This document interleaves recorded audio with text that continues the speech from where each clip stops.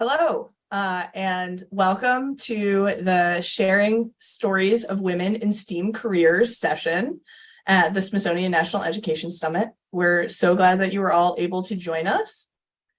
My name is Amy D'Amico. I am the Division Director of Professional Services at the Smithsonian Science Education Center.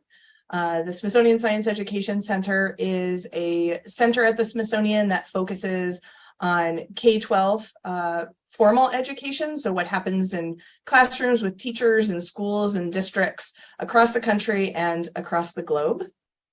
And this session will bring together women working in STEAM professions to explore their STEAM stories.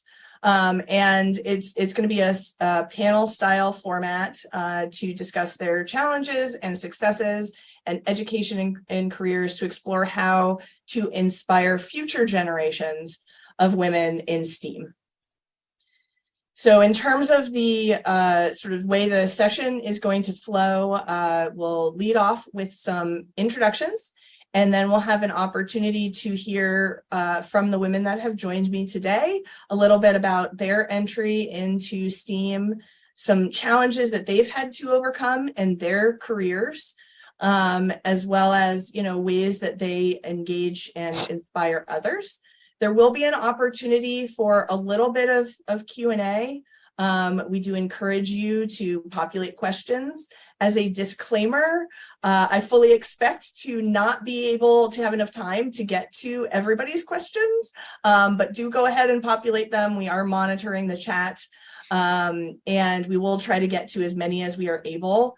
And we will also be sharing contact information with all of you so that you have an opportunity to engage with the center and or with any of the women that you've met today, so that the conversation and relationship can continue to grow. So one of the things that really brings us together today is thinking about STEM or STEAM careers. So if you look at the US population, it's pretty evenly matched. You've got 49% men, 51% women. If you look at US STEM employment, 35% of STEM employment in the US is made up of women. So there's certainly a disparity there. If you were to disaggregate this data fully, in some careers like computer science and engineering, the gender gap is even greater. So we firmly believe that there's opportunity here.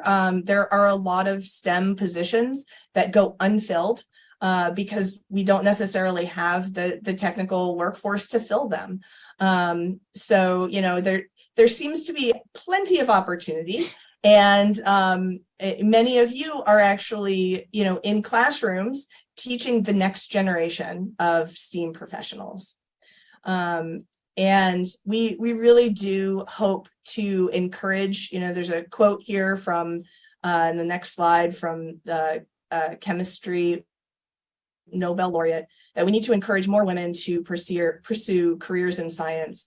Science is a field where women can thrive and where we can belong, which is the theme of the whole summit that brings us all together today.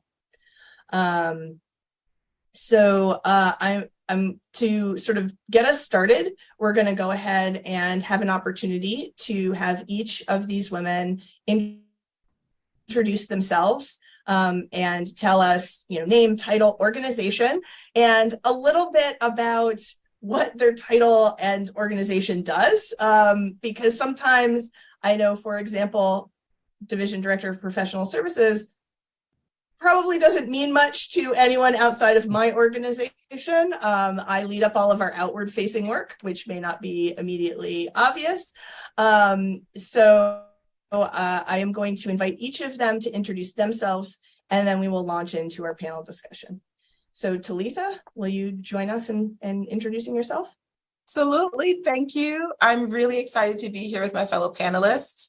My name is Talitha Brown. I am the Director for Strategic Business Transformation, another one of those titles where you're like, okay. And I work at Johnson & Johnson supporting key strategic initiatives that solve problems for our commercial organizations.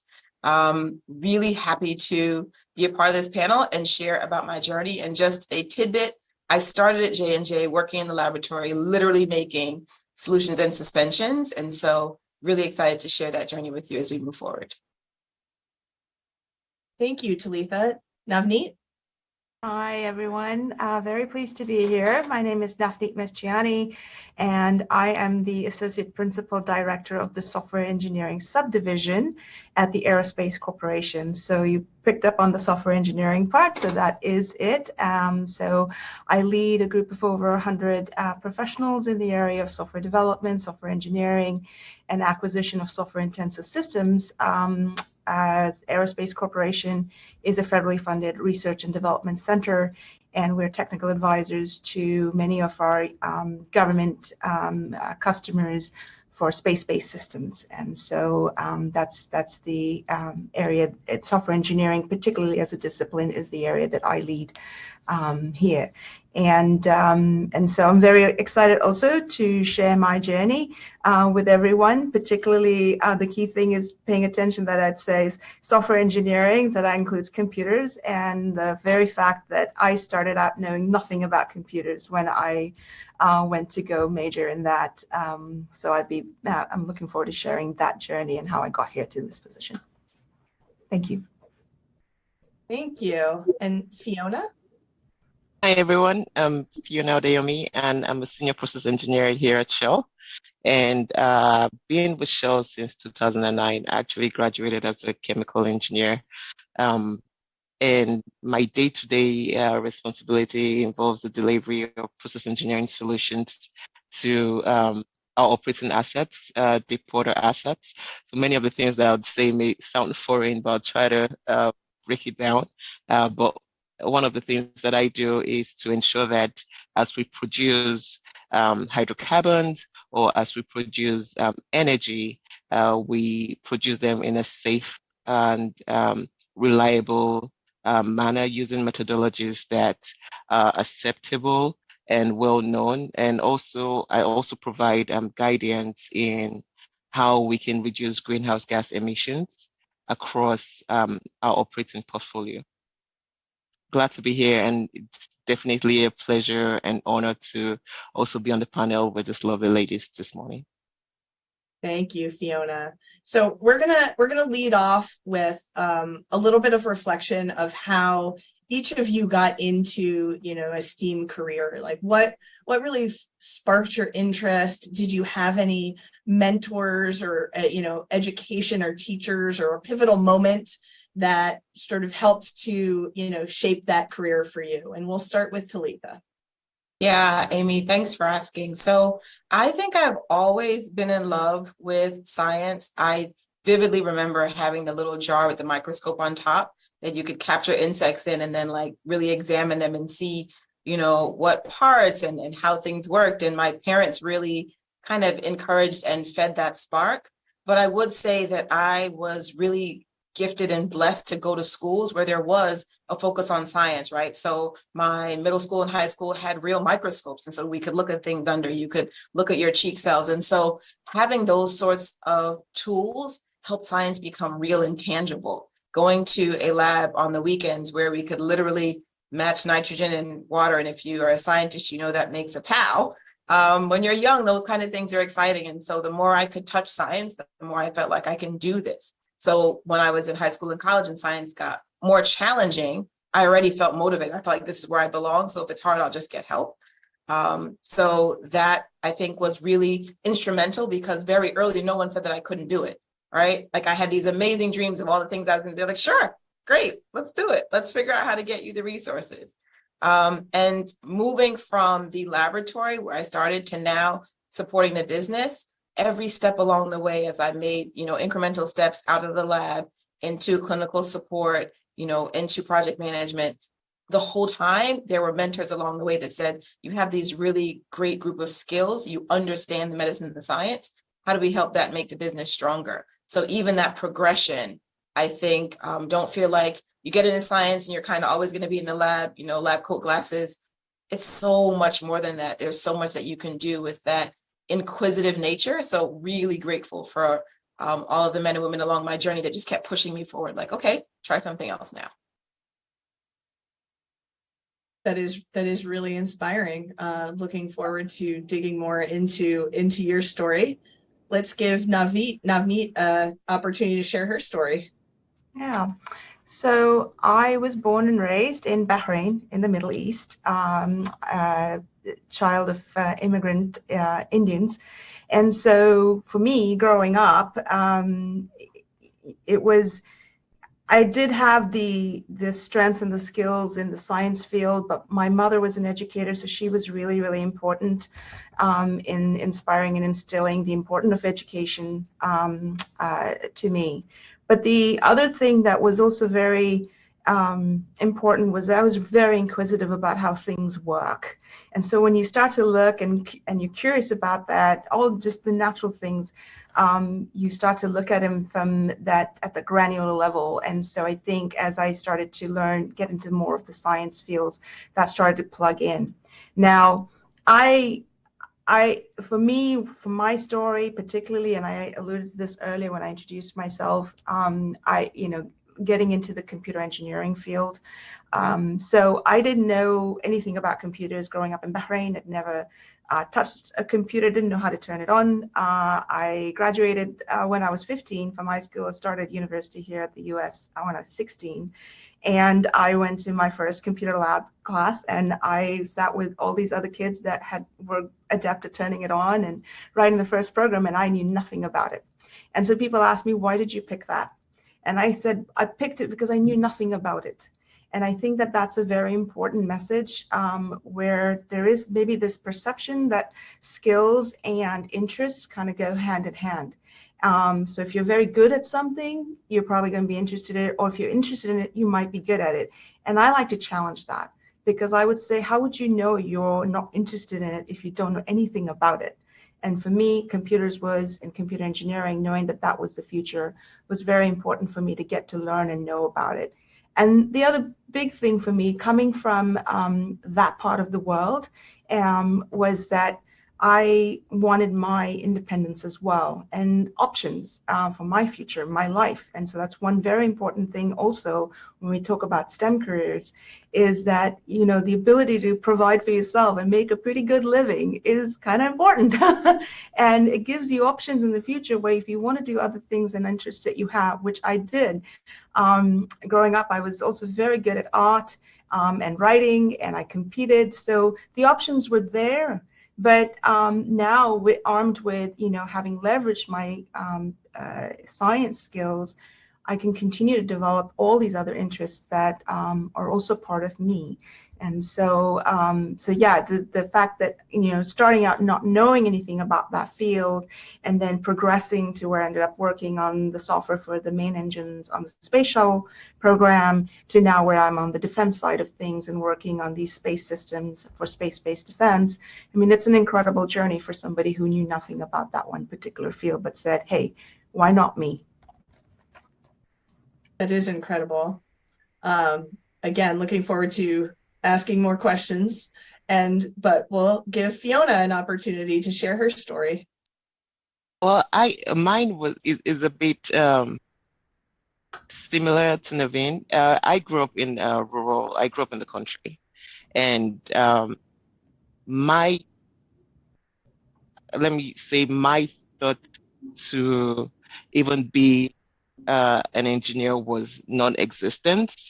But while I was in middle school, I would say secondary school back then, my teachers actually helped foster, because they're like, oh, you're really good at math. I really enjoy math. I like math. I enjoyed doing physics and chemistry, not so much biology. The names in biology were too long and were too abstract from your normal names. They're like, I don't really like this, but I really like math and, you know, and chemistry and physics. And so in what we call the JET Club. So it's kind of like a science club. And I really did well in that club, and also helped and encouraged other of my colleagues to join the club. And so with that, we started, you know, involving ourselves with external engagement and talking to other people from other schools. And I was opportune to meet a female engineer. Never met one before. I was really like, wow, you can be a female and be an engineer, because in my mind, especially growing up in the country, engineering was for men. It's not something that women should do, right? So, but just meeting her, I was able to make the connection, and that was the moment where I actually decided that I want to be an engineer. And so with that, going back to school, I knew I had to do more work to stay in the STEM, and I put more effort and did more, you know, engagements to get exposed to the possibilities out there. So that's when I was able to join other external clubs. I think most of my interest actually sparked from school, and just having people that recognize my strength in STEM and were able to help me and guide me through, these are the options and these are the things that you can do. So, and now I'm an engineer. So that's a bit of my story. That's fantastic. And thank you for, sharing that. I've been hearing that, many of you have overcome challenges, whether it's that you didn't have or see anyone like you in the field, but there was maybe an opportunity to have a mentor or somebody that was, inspiring to you. What sort of advice, this is for everybody, and we'll start with Talitha, what sort of advice would you have for somebody that wants to, you're inspiring young people to go into a STEAM career, but they may not, have that interest or may not have that degree? What advice would you give, starting with Talitha? Yeah, that's a really good question. It was interesting as I was hearing the other lady's stories. So my parents came from Trinidad, and they came to the US really looking for opportunity, right? And so for them, there wasn't really a like, you can't do this. They're like, we're here in the US now. Anything is possible. And so they really instilled that in me. And so it really wasn't about breaking down barriers mentally. It was about pushing through barriers outside of my home. And so I would say sometimes if we just look at what's available to us, we went to mostly free programs, after school programs at nearby, county colleges early in my, formative years in order to get the exposure. So there's stuff out there. Give them what you can find, right? If even I know for my son, when he was young, we would always get the like National Geographic books with all the pictures of animals and like all the diagrams, right? Science is not like this big, scary thing. There's little ways you can touch it all the time. And I always talk about that little jar with the magnifying glass on top, because that science was my backyard initially, right? And so I think like breaking it down into smaller pieces like that and saying, what are the ways that you can make it accessible and real bit by bit? That definitely helps. And I know early in my career, I did a program at J&J called Bridge to Employment, where you went to the high schools and you had a relationship with students and you helped them think about science careers and get ready for the SAT. And I would walk in my, at the time it wasn't joggers, it was sweatpants. Sorry, I wasn't so cool. Sweatpants and a hoodie, like I'm a scientist. They're like, no, really, where's the real scientist, right? It really made it accessible for them. Like, well, if this person can be a scientist and she talks like a regular person and she also wears regular clothes and sneakers, it's probably possible. So I think just bringing it home for them and saying like, when you bake, that's science. When you have soda, the bubbles in the water, that's science. Like bring it to them so they don't feel like it's this weird, very far away thing. And then once they love it, then you can say, also, you can go to space. Let's talk about how that happens, right? But I think first, let's make it accessible, because I think we kind of build these things up to be so far away and so challenging and so difficult. So then people check themselves out of the opportunity before they even really look at it. So I love what Navneet said. It's not about knowing how talented you are or how well you can do it. Just go check it out. See what you think. I never would have thought I'd have this job, right? I am so far from the laboratory now. I'm so deep into like business challenges. It's the same process. What is the hypothesis? How are we going to solve it? What are the factors? What don't we know? Science is in everything I do every day. I just don't do it in a laboratory now. I do it in an office. But I think it's all the same skill set. So I would definitely say it's accessible. Just show them how it's already part of what they're doing. Navneet, so thank you, Talitha, for that answer and for setting Navneet up wonderfully. But also a little question that came in related to this, Navneet, was how in terms of overcoming that vulnerability of not even having touched a computer but going for it anyway. Again, what sort of advice would you give others who might be working with young people?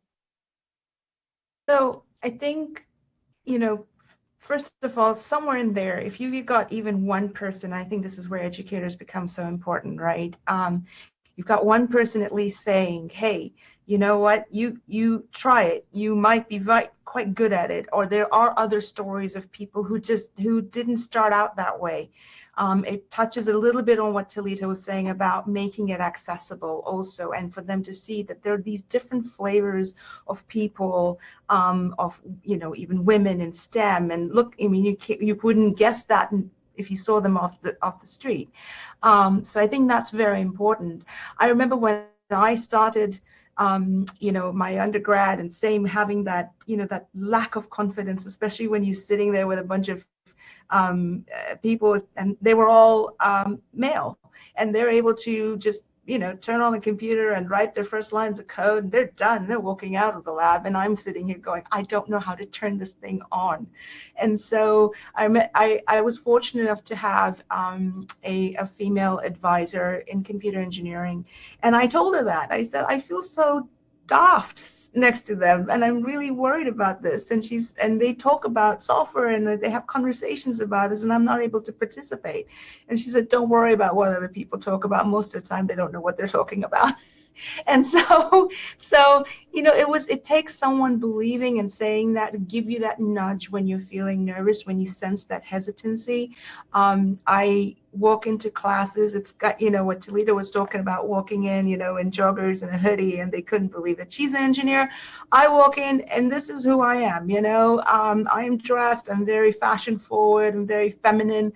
I ask them, what do you think I do for a living? And I'll never get rocket scientist, never. And when I tell them that, then they're all blown away. And it's also being, again, able to connect that and say, yes, you know what, it's not the stereotype. For women also, you can be feminine, you can be an engineer, you can be interested in baking, you could be interested in nail art, and that there's a science behind it, and this is how you connect. And guess what, you could be quite good at that, and it'll take your interests even further, because you'll be that much better at baking or doing artwork. So I think it's very important to connect those stories and repeat them. And it's pretty cool, Navneet, that you can say you're a rocket scientist. Yes. I'm hearing, sort of a theme emerging as well. And I know, Fiona, you do a lot of working with the community and volunteering. If you can share a little bit of that work and how that plays into sort of inspiring young girls as well. Yeah, so I volunteer in our local high school and community college here in Houston, Texas, and kind of share stories of how I started as an engineer, how, from college, what I studied in college. I studied chemical engineering as my first degree, and getting a job and getting exposed to, the chemical company. I've only worked in the chemical industry as well as the oil and gas and energy industry. So I share those stories with them. I think from my experience, many of the, let me use the word, not so exposed community, where you have females tend to a certain career path. You actually have female students that want to do different from what they've seen, but they don't know how to. And so I always try to encourage people, especially, people in the STEM world, professionals, to volunteer their time, go to schools, especially middle school, high schools. That's where you help the students get their first exposure to, opportunities in STEM. It's not just being in the lab, right?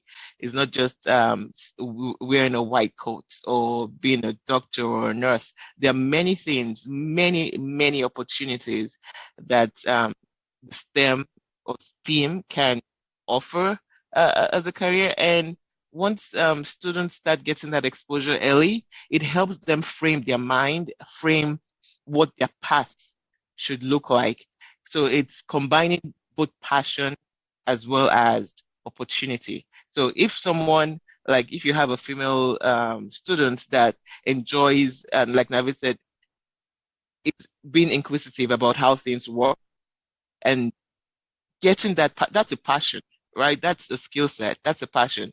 Helping them tailor it to, oh, maybe you could work in research, you know, that's an area that they might not be, students are not even exposed to. That's a credible career path that anyone could take. So I think getting the academia involved with the professional side, that two world mingling would definitely help the younger generation know that there's a variety of opportunities out there for them. Excellent. Thank you. So then taking this sort of one step further, if you could give one piece of advice to young people about pursuing a future career in STEAM, what would, based on your lived experiences and, others around you, what would that piece of advice be, Talitha? Yeah, so I really think it's interesting that we didn't know that TikTok would be TikTok, right? And so you have people now who said, I'm a TikTok influencer, like that's a whole job. It's recognized by the IRS. So to think that young people have to think of career in these very kind of linear ways that we think about it, not really, right? I went to speak to some girls at high school and she said, I love art, but I also love engineering. I don't know how I'm going to be able to do those together. And I said, there is nothing that you can't do. You just need to find a place where both of those light bulbs are on in your head at the same time. So one of the things I really credit my dad with, and I think it was just because he thinks he can also do anything, very different conversation, we'll do that another time, is that he never said you can't. He said, okay, let's figure it out, right? And I think for us, as we talk to the younger generation, they really have this can-do attitude. If you've spent any time on social media, they will try pretty much anything. And so we can expand that to their ability to think about science and career differently. And it doesn't have to be a career that you've seen before or something that you've seen someone do. If you really love it, let's find a way to make it work. And so that's my advice, that the job that you're going to have probably doesn't exist yet. So get really good at what you're passionate about and continue to march towards your drumbeat, because that's what we need, right? We need creativity and innovation. There's problems out there that we don't know how to solve with the old way of thinking. We need to think about it differently. And I think they have the tools to do that. Thank you. Navneet, what would your piece of advice be? I would say, give yourself lots of options for your future. So if you don't know what it is that you're going to do, you can't see it happening, you don't know where it's going to go, like TikTok coming along, and maybe you're interested in that, then give yourself the options. And so it comes down again to the basics of how things work. So if you pick a tech field, you pick something that's got some science behind it that you understand, you're going to be that much further ahead than people in that arena, and you might be quite good at it. So I would say don't count yourself out, keep your options open. You can go any which way that you take it, and it's not cut and dry. Even for me, my background's in computer engineering and it's in systems architecting. It's, yes, I understand software and computers, but I also build complex systems that, software is just one part of it. So I'm able to extend it. I also have a degree in design, and I'm able to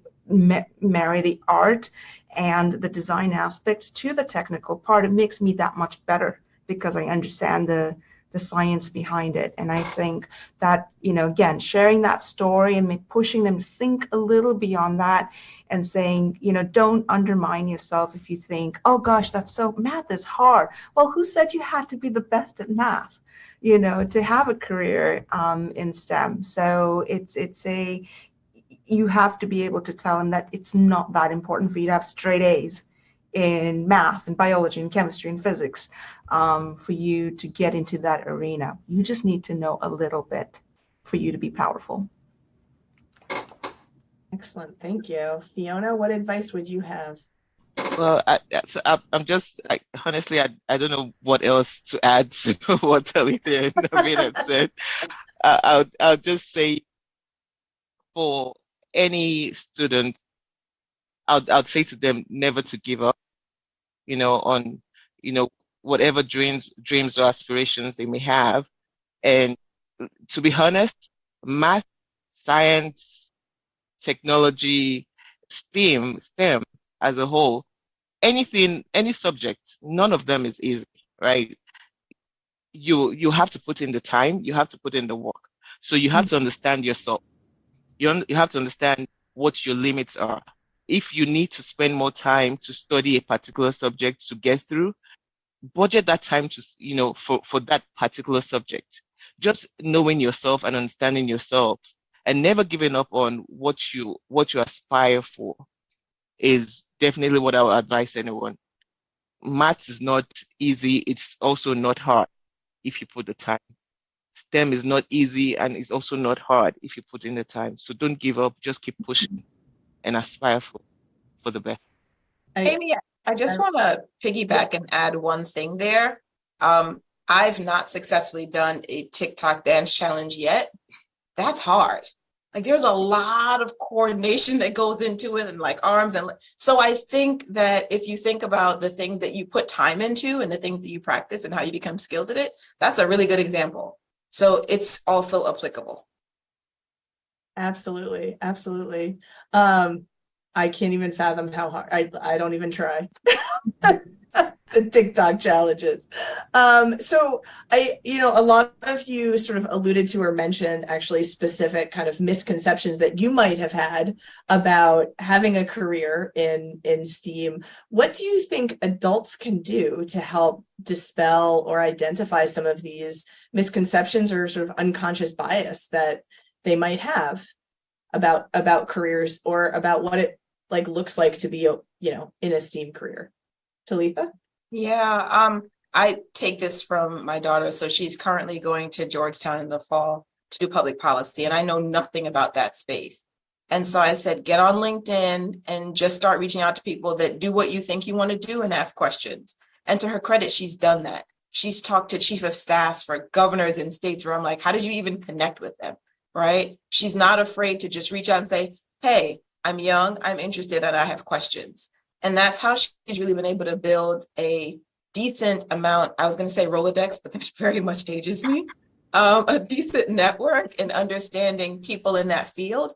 I think it's the same in science. The reason I have this job now was because I reached out to someone that I did not know on LinkedIn and said, I don't know how to get from the laboratory into the office space. How did you do it? I see that you did it several years ago. And I asked the question, I built relationships. So I think it's not always about knowing what the answer is, but someone else has done it before.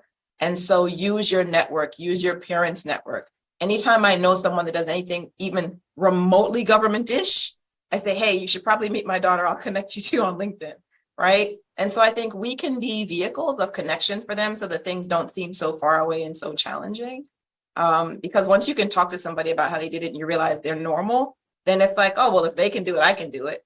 And so I think breaking down some of that stigma is definitely, it's been helpful for me. I've met women presidents in this organization. I'm like, oh my God, how do they even breathe? And then you talk to them and they're like, yeah, I forgot my shoes home, so I'd wear my sneakers all day. I'm like, oh, I do too. Okay, maybe I can be president one day. Right. So I think it's very attainable. You just ask questions and let people know what you don't know. People are willing to help you if you just reach out.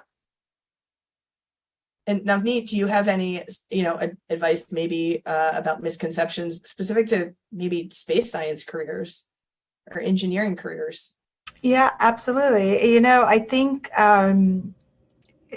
forums like that help, where even the people that are trying to inspire and educate meet the different flavors of, the professionals that are there and to share those stories. I would say also, not perpetuating some of those misconceptions. That's a start as well. To the whole, if you are interested in it, then you're good at it, or if you're good at it, then that's your interest. No, let's just challenge that and push that beyond that. And I think the hey, this is what you are, and an engineer is purely technical. This is what they look like. This is what they live and breathe and do. No, it's not true. A long time ago, very early in my career, I had a hiring manager, an engineering manager, give me feedback on my resume, and he said, I wouldn't highlight you've got credentials in design as well, because it might say that you're not serious about engineering. But why? Why can I not be serious about both things and understand how that connects? So it's like it's being conscious of not perpetuating those type of misconceptions and those biases that we are surrounded with. And the same thing with space. It's like, you don't have to get a degree in aerospace engineering. My degree is in computers to start with, and I ended up working on the space shuttle. You need all kinds of engineers. You need all kinds of, you need statisticians, mathematicians. You don't have to have that title in your degree to be able to contribute and do and have that evolve. So I think it's just, again, it comes down to all of us collectively, continually, shining that light on the different examples. And thank you. And Fiona, I'm sure there are lots of misconceptions about the energy field that you probably face in many ways. What sort of advice would you have for folks to help dispel those misconceptions? I'd say one, early exposure to the field. So again, helping the students connect with people that are already working in that particular field, right? So having like fairs, conferences, maybe science shows where you can, bring people from different companies, different parts of STEM to come showcase what they do day to day. Women come, especially women in STEM, come showcase what they do, would definitely help break some of those perpetuation that we already have and barriers, because I know most times when I talk to young people, especially young females, they're like, oh, can I be an engineer and still have a family? And you're like, yes, that's possible. Like, oh, but when you bring real life people that are already in the field and them connecting with students, I think it brings it home. It helps with facilitating the idea that, yes, I can be successful in STEM, right? So that's what I would say, bringing that mentorship or that connection, that network. Thank you. A lot of great positive comments coming along in the chat as well, just so that you are all aware. So this is going to be an opportunity for you guys to, as long as it's not proprietary, of course, share what has been your favorite or coolest project you've worked on in your career. Talitha. Yeah. So I started out in the laboratory. And so to me, that was science, right? When I first started, it was like everything that you could touch with your hands was real. And my very first invention, and I actually have a patent under my name, was a transdermal delivery system. So essentially a patch, fancy Band-Aid with drug in it, if we're going to be super simple.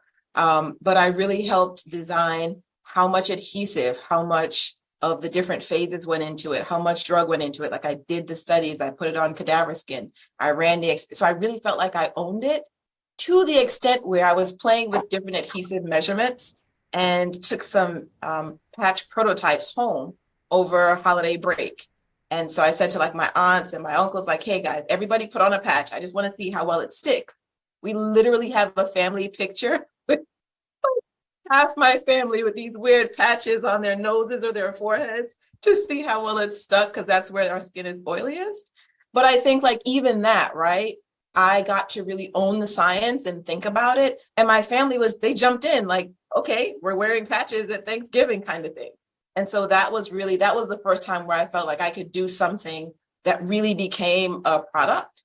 And that product actually ended up going to the market. So that for me was like my very first step into like, I'm a real scientist now. This is super cool.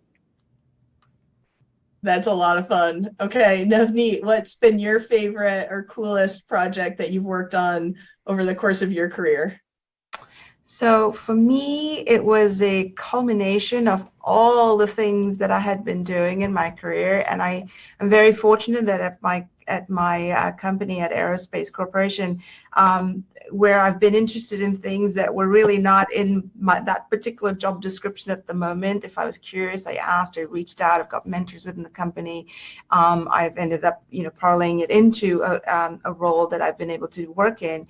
But for me, my personal motto is nothing goes to waste. Everything adds and builds up. So I had a really wonderful opportunity that as I've gotten the experience as the engineer, from everything from coding and understanding and the software aspect of things to working on different space systems, and looking at the bigger architecture of space systems, doing business development, looking at running programs and managing big accounts. All of that came together when I had to lead a team on working an end-to-end defense system that was multi-mission. So everything came together. That's leading a big team, managing program management, knowing the technical aspects of it, international relations, all of that comes into play.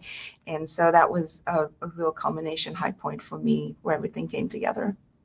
That's pretty awesome. Fiona, your favorite or coolest project you've worked on?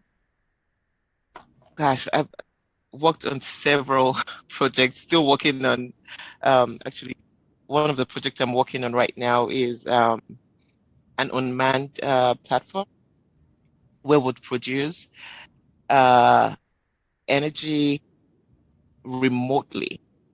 That's cool. But one that actually really comes to mind that's funny is when I started as a junior engineer, um, I'm afraid of heights.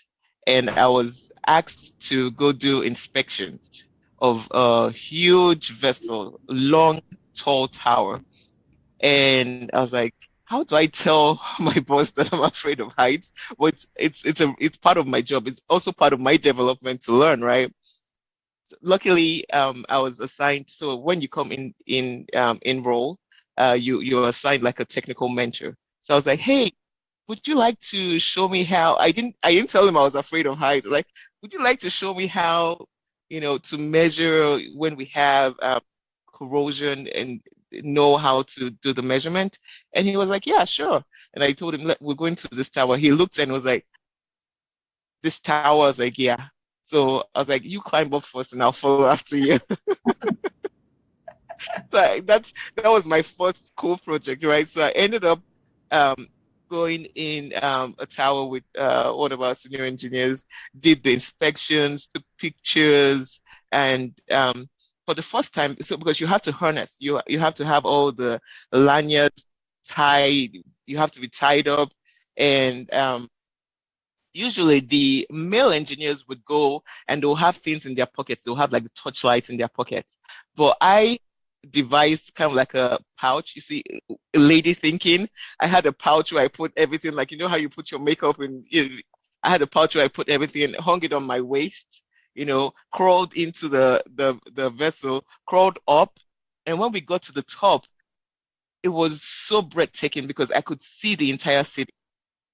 I could see that was just so fascinating for me. And with that, did the inspections with him and came back down and was able to share that learning with and he also recognized like, wow, you had the torchlight, you had all your measurements, you had your jotter, like a small book to record things. Like, yeah, he was like, and you put them.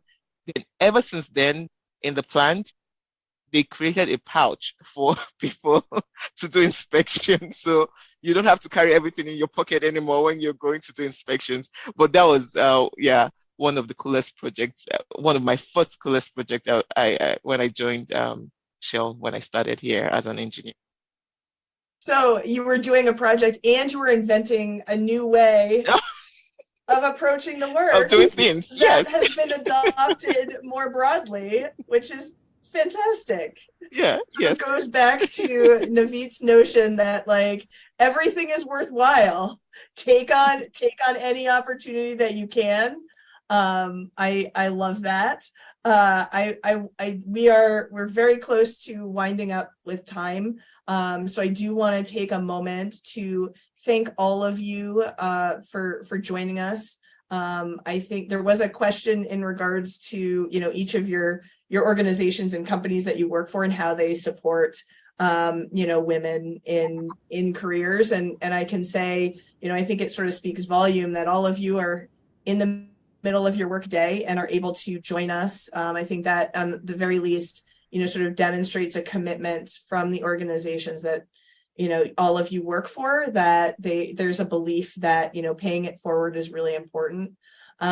We value your time for joining us as panelists. I value all of those of you who have taken the time out of your busy summit schedule or busy day to spend this 50 minutes with us. We do have resources that we're able to share with each of you who have attended.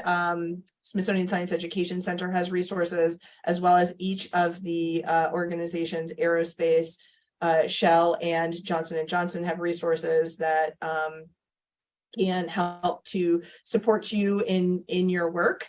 We will also be sharing with you all contact information from the women that have joined us today, as well as from Smithsonian Science Education Center. Please don't hesitate to reach out. You know, if there's, you know, one common theme that I heard again and again and again, having opportunities to interface, you know, industry and education, I think that provides opportunities for students to just see and experience a whole like wealth of individuals that may be in careers that I know I learn more and more about STEAM careers every day. And I am myself a woman in STEM. So thank you again for joining us and for participating in this panel.